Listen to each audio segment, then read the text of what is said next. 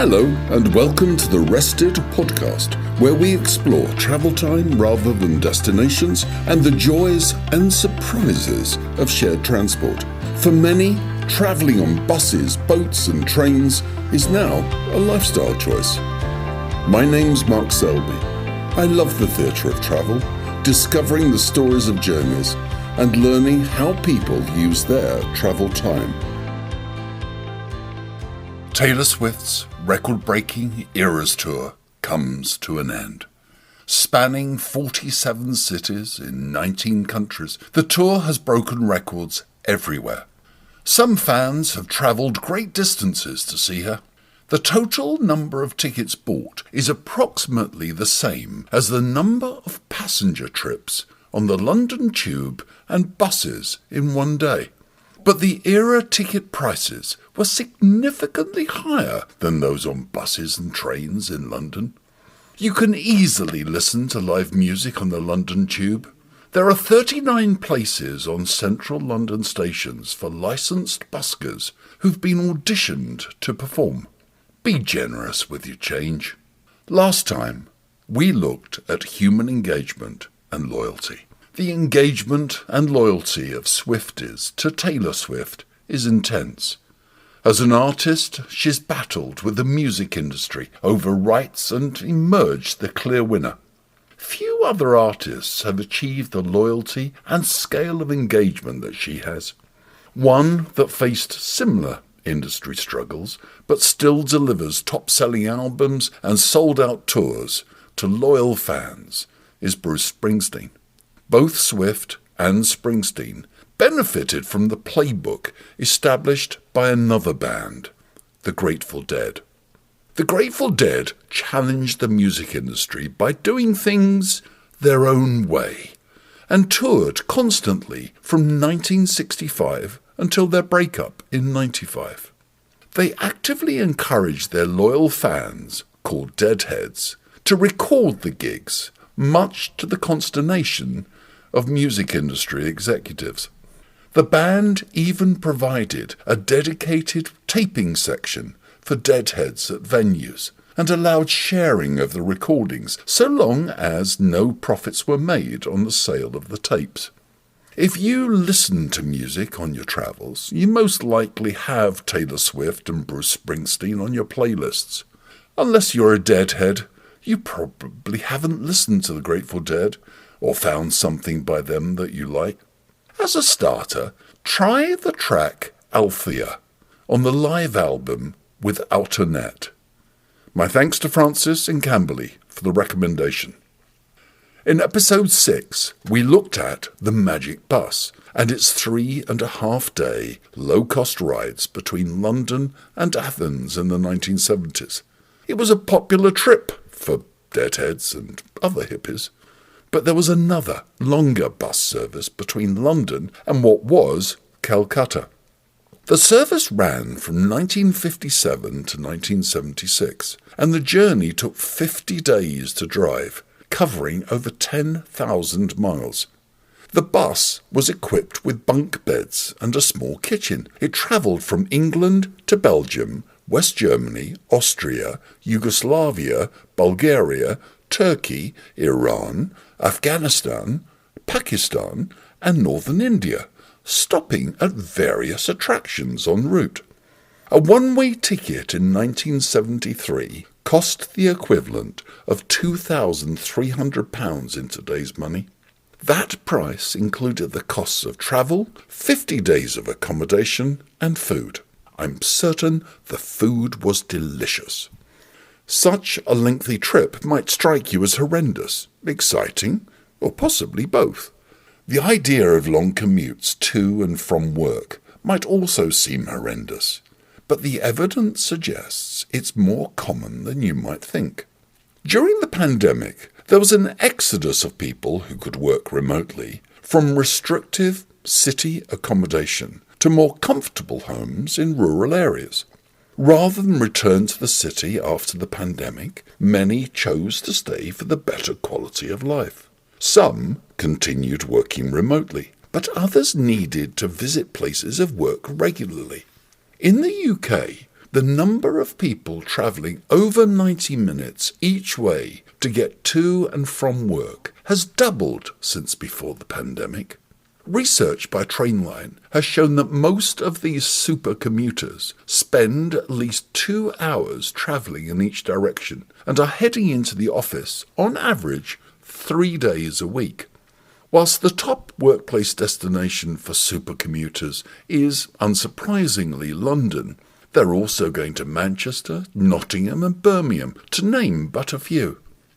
A survey of 1,000 regular train commuters in the UK indicated that half of them would be open to super commuting in the future to achieve a better work-life balance. And 84% of these people said they'd be willing to spend at least 75 minutes on the train. I guess a lot depends on how well we use our travel time. The supercommuter phenomenon isn't limited to the UK. It's happening in other countries too. Plenty of scope for meeting new people and possibly romance. But we also know from previous episodes that these journeys can be excellent me time. One commuter wrote, "I have a good old think. Life is so busy and I'm an introvert, so I really enjoy time to myself to ruminate. I reflect on things that have happened. I make plans for the future. I start daydreaming. I know it sounds sad, but it's actually a form of self-care for me. I enjoy my own company."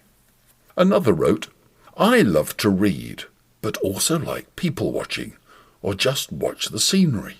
So I started listening to audiobooks or podcasts. Now I can do both." Personally, I'm grateful to the person who got off at my intended stop, had heard I intended to do the same, and noticed I was fast asleep, resting against the window. A knock on the glass from outside woke me up, and I avoided a very long diversion. Thank you. Now, a 50-day bus journey to Calcutta makes a delayed commute to work seem a minor inconvenience. I suspect there are listeners who'd consider a trip of that duration on a cruise ship, despite so much of the scenery just being the sea. Cruise ships and Disney theme parks have many things in common. Hospitality and entertainment are obvious, but so is proximity. If you are staying in the theme park or on the ship, everything is close. That convenient proximity of entertainment, dining, stimulation and relaxation makes life easier for visitors. People understand the value of proximity, except when it comes to town planning. The value of living 15 or 20 minutes from shops, schools, healthcare, work and places of leisure is recognised by most people. Planners put an emphasis on walkability and accessibility, especially for children, their parents, those with disabilities, and the elderly. Several implementations exist and are being built. Utrecht, Paris, Portland, and Melbourne, to name just a few. One of my favourites is Copenhagen's Nordhavn neighbourhood. This was developed with a 5-minute goal, with all daily amenities being located within 400 metres from the nearest public transit stop.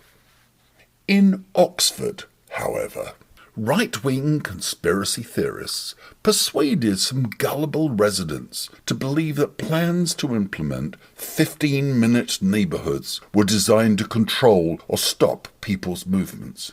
They weren't, but misinformation spurred on heated protests. Ironically, many of those protesters would enjoy life on a cruise or in a theme park with their proximity, accessibility, and no cars. Elsewhere in Britain, sense has largely prevailed, as people grasp the accessibility and safety offered by these neighbourhood plans. It came as a shock to many Birmingham residents that the cost of road harm is over £200 million every year in Birmingham alone. When someone is injured or dies on the road, survivors and bereaved families are the ones most affected.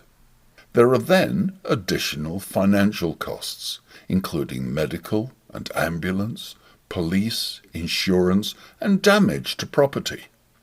Currently, each fatality is estimated to cost £2.4 million, and when a person is seriously injured, it costs over £270,000.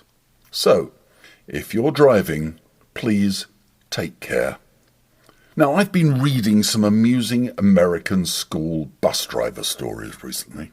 One was covering for a colleague's regular route, carrying students with disabilities. On this day, there were just 2 students. One was non-verbal, and the other was blind. The former took his seat as the blind student approached the bus. The driver greeted them and explained he was driving them home today. The blind girl immediately responded, "I hope they gave you good directions because we're no help. He can't talk and I can't see." The driver laughed and the non-verbal student grinned. Another school bus driver was on her morning round when she had a call from her supervisor advising that a parent had just called to complain that the driver hadn't stopped to collect her son. Instead, the son said she just drove past the stop without slowing down. The bus driver replied, "Can you have the parent ask him how his sister got on my bus at that stop?" As the end of the year approaches, I'd like to wish you and your loved ones a happy and peaceful holiday season. Rested is taking a break and preparing for some adventures in the new year.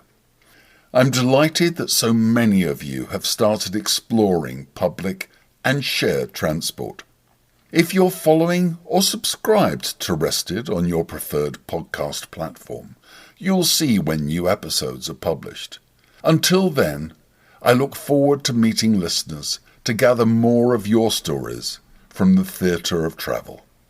Take care and enjoy your travels.